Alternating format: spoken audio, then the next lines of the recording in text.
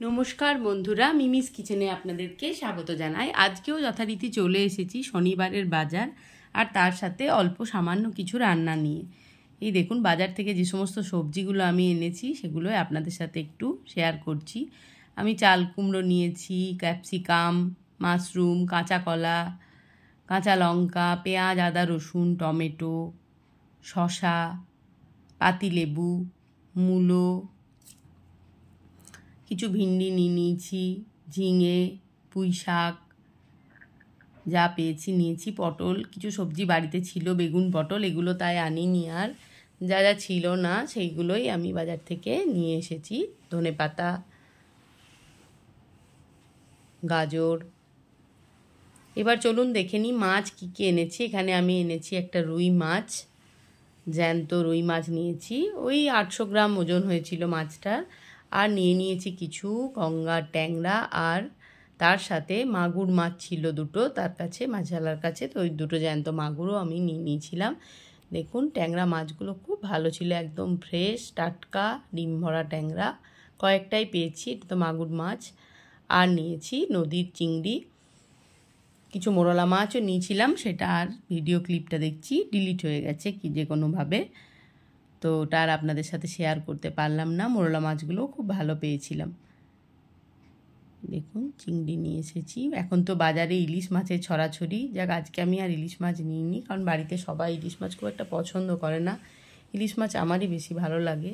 কড়াই বসিয়ে দিয়েছি, কড়াইয়ের মধ্যে দিয়ে দিলাম সর্ষের তেল। এবার তেলটাকে ভালো করে গরম করে নেব। আমি এখন রান্না করব পুঁই শাক দিয়ে পাঁচমিশালি একটা তরকারি, চিংড়ি মাছ তার সাথে থাকবে। চিংড়ি মাছটাকে নুন হলুদ দিয়ে ভালো করে মেখে নিচ্ছি। এবার তেলের মধ্যে দিয়ে চিংড়ি মাছগুলোকে আমি ভেজে নেব। এরকম ধরনের চচ্চড়ি তরকারি দেখবেন খেতে ভালো লাগে। পাঁচমিশালি সবজি দিয়ে আমি এই পুঁই শাকের চচ্চড়িটার মধ্যে কুমড়ো, আলু, ঝিঙে, তারপরে আপনার দিয়েছি মূলো, সব দিয়ে একটা বেগুন, সব দিয়ে চচ্চড়ি মতন একটু করছি পাঁচমিশালি। তার সাথে চিংড়ি মাছ যোগ করে দিয়েছি, তাহলে খেতে আরও ভালো লাগবে। চিংড়ি মাছটা ভালো করে ভেজে নিচ্ছি।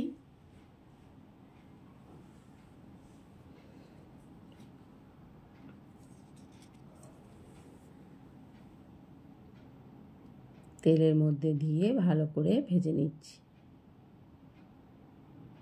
চিংড়ি মাছগুলো ভাজা হয়ে গেছে, এবার আমি তুলে নেব।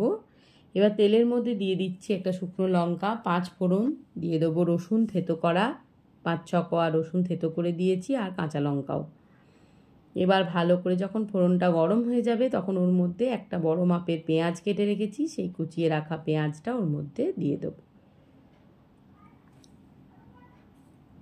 এই সমস্ত রান্না আপনারা তো সবাই বাড়িতে করেন, আমি জাস্ট একটু ভিডিও ক্লিপ আপনাদের সাথে যা শেয়ার করে নিচ্ছি। পেঁয়াজটা দিয়ে দিচ্ছি ওর মধ্যেই।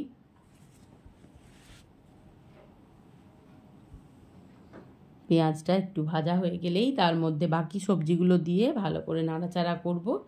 যখন বাকি সবজিগুলো বেশ ভাজা ভাজা হয়ে যাবে তখন কিন্তু আমি লাস্টে শাকটা দেব। বাকি সবজিগুলোও আমি দিয়ে দিয়েছি, দেখুন। এবার ভালো করে ভেজে নিচ্ছি। কচু দিয়েছি, আলু, বেগুন, মূলো, কুমড়ো সব দিয়েই, ঝিঙে সব দিয়ে পাঁচমিশালি সবজি এটা।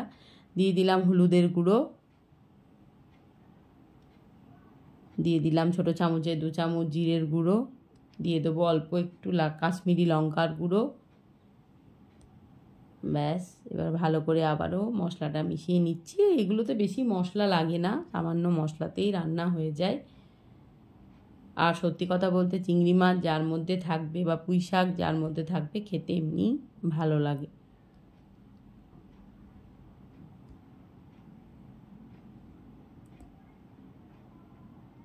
ভালো করে নাড়াচাড়া হয়ে গেছে, মশলাটাও ভাজা হয়ে গেছে। এরপর কেটে রাখা পুঁই শাকগুলো আমি দিয়ে দিচ্ছি।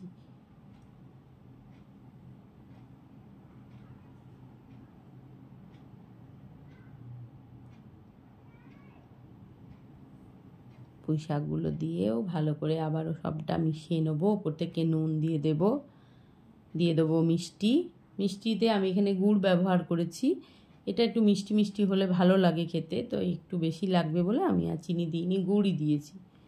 এবার ভালো করে সবটাকে একটু মিশিয়ে নিচ্ছি।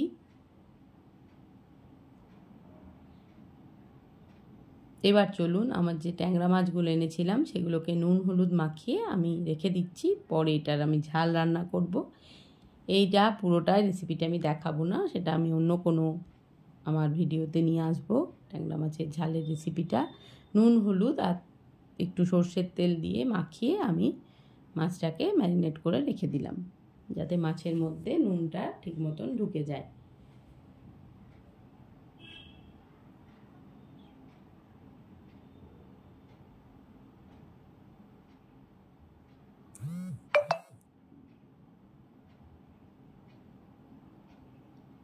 ব্যাস মাখানো হয়ে গেছে।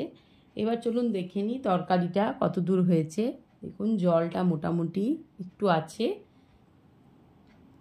বাকি জল আমি দিইনি, ওই শাকের থেকেই যা জল বেরিয়েছে তা দিয়েই সেদ্ধ হয়ে গেছে মোটামুটি। আর একটু টানবে জলটা, আর একটু ঢাকা দিয়ে হালকাভাবে রান্না হতে দেবো। ফ্লেমটা একদম লোতে রেখেই রান্না করছি। এবার দিয়ে দিলাম কিন্তু আমি ভেজে রাখা চিংড়ি মাছগুলো। চিংড়ি মাছগুলো দিয়ে ভালো করে মিশিয়ে নিচ্ছি। যখন একদম শুকনো শুকনো হয়ে যাবে তখন আমি নামিয়ে নেব এই তরকারিটা।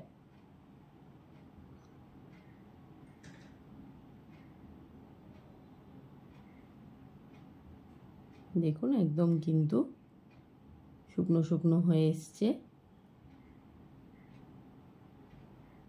এরপর আমি তরকারিটাকে নামিয়ে নেব। পুঁই শাকের তরকারি তৈরি হয়ে গেছে। এবার যেটা আমি বানাবো সেটা হচ্ছে চিকেন স্টু। দিয়ে দিলাম মাখন, আর চিকেনটাকে আগে থেকে আমি লেবুর রস আর গোলমরিচে ম্যারিনেট করে রেখে দিয়েছিলাম। ফোড়নে গরম মশলা আর গোটা গোলমরিচ দিয়েছি, আর একটা বড় মাপের পেঁয়াজ আমি এর মধ্যে কেটে দিয়ে দিলাম, খুব পাতলা করে কাটিনি, মোটা মোটা করেই দিয়েছি। এবার ম্যারিনেট করে রাখা চিকেনটা আমি ওর মধ্যে দিয়ে দিচ্ছি।